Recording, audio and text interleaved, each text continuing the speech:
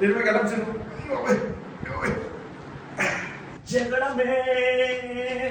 Hello అండి, నేను మీ anchor Ravi.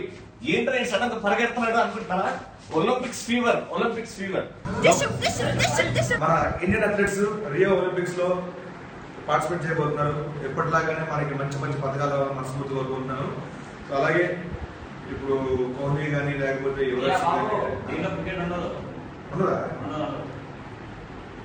Okay right.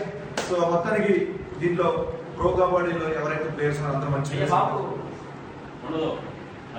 Kabaddi కూడా ఉంటుందా? ఇంకేమున్నాయి? Yes okay.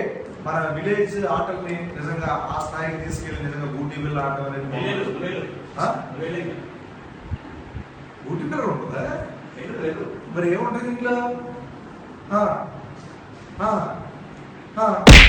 మన ఇండియా ఇప్పుడు రెచ్చిపోతుంది ఏ స్పోర్ట్ అంటే ఆ స్పోర్ట్ లో. అండ్ ఒలింపిక్స్ లో మన ఇండియన్ అథ్లీట్స్ కూడా మన పటాష్ షో లానే ఫుల్ సూపర్ డూపర్ హిట్ అయ్యి గోల్డ్ అని మెడల్స్ తేవాలని కోరుకుందాం. All the best Indians.